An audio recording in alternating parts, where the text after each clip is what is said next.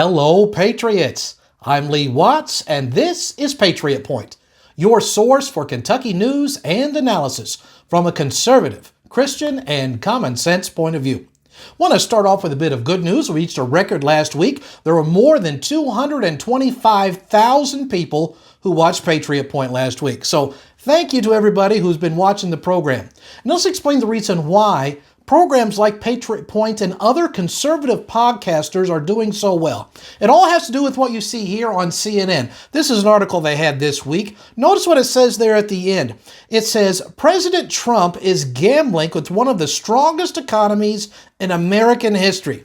That is why they lost, because this is not one of the strongest economies in American history. Biden's economy was absolutely horrific. Inflation went through the roof. Unemployment, crime, all of the things you can measure an economy by went incredibly south. And that is why the mainstream media, that's all hooked up with the Democrats, that is why they lost the election. They have lost their credibility, and they have lost their viewership, because the American people just don't trust them anymore. And it's for comments like that CNN is still putting out. And that's the reason why we, the people, are the new media. Well, this week on the program, we're going to be talking about some Kentucky politicians, more than one, who are trying to fight Trump and trying to stop him. And they're not having very much luck with it.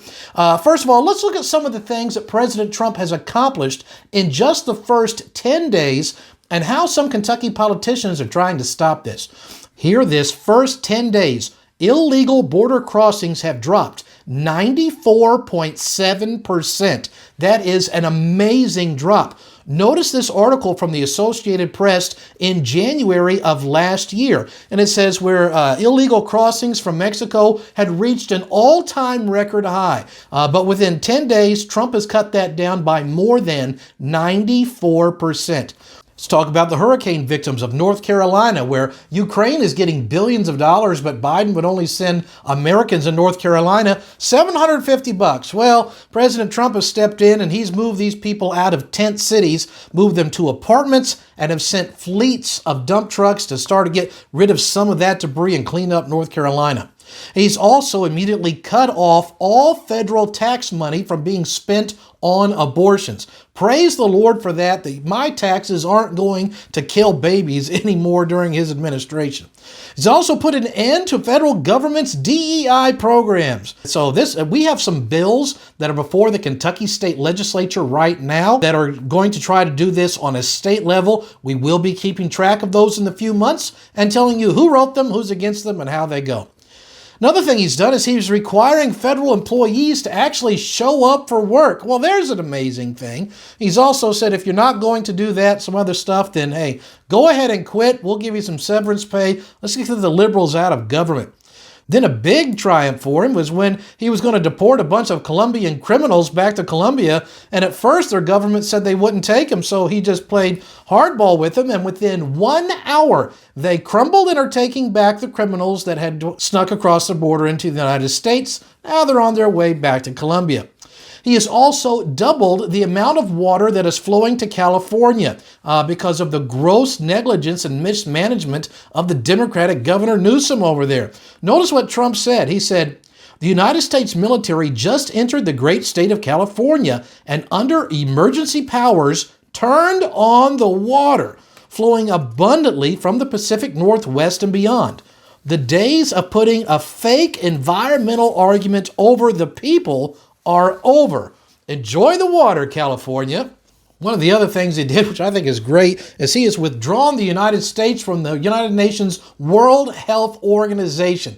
Of course, Kentucky Governor Andy Beshear doesn't like that idea because he was all about the pandemic. In an article from the Courier-Journal in January the 28th of this year, Andy Beshear talks about how this is a bad idea and Trump should keep us in the World Health Organization, and he's very much into the global agenda. In fact, Andy Beshear is so much for the global agenda. Here just this last week, he made a trip over to the World Economic Forum where he was speaking. However, I have to wonder, why is the World Economic Forum letting Andy Beshear be a part of that? The reason why is that he intends to run for president against J.D. Vance here in about 4 years. Members of the Kentucky General Assembly are not very happy about Andy Beshear spending your tax dollars to go hobnob with the globalist elitist. And so there's already been members of the General Assembly that have launched investigations into how much money Andy Beshear is using to just advance his own personal gains on Kentucky taxpayer expenses. We'll look forward to bringing you the results from that report. But there's another Kentucky politician that is not only Andy Beshear that's trying to fight against the Trump agenda, but also another Kentucky politician is trying to stop him, and that is Kentucky Senior Senator Mitch McConnell. Oh yes, let's look at a little bit of the voting record of Mitch McConnell. First of all, you have this guy named Lloyd Austin. He's a Democrat, and Biden had nominated him for the Secretary of Defense, and Mitch McConnell voted, yes, let's make that guy the Secretary of Defense. Then there's Merrick Garland, a Democrat that Joe Biden had nominated to be the United States Attorney General. Well, we see that Mitch McConnell voted yes for this Biden nominee. Then we have Pete Buttigieg, and of course he's a Democrat that was nominated by Biden to become the United States Secretary of Transportation. And once again, Mitch McConnell voted yes to support this nomination.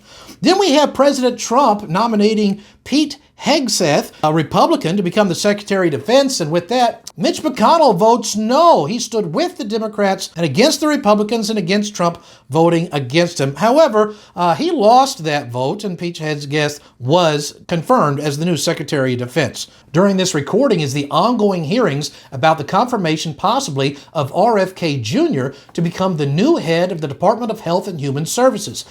Trump's recommendation, his nominee. And it is expected that Mitch McConnell will be siding once again with the Democrats and voting against Trump's administration picks. So we'll see how all that plays out. Now, this has something really important. We have seen in the past time during the first Trump administration how Mitch McConnell was repeatedly trying to stop what Trump was trying to accomplish with his America First policies. There's actually a biography about him. It's a book that is called Price of Power. And in there, it has Mitch McConnell is describing President Trump as stupid and, quote, a despicable human being. Well, sounds like he's making comment like those deplorable things once again. So this is something important to know. Mitch McConnell, he's in his 80s. He's probably not going to run for Senate for another 6-year term. So whoever he is going to recommend to replace him, I'm putting it out there right now. If you get an endorsement for Mitch McConnell in the primary, I am immediately voting against you no matter what else. In the primary, I will not support whoever Mitch McConnell has endorsed, because that means we're going to get more of Mitch McConnell's policies, and he is the poster boy for the rhinos.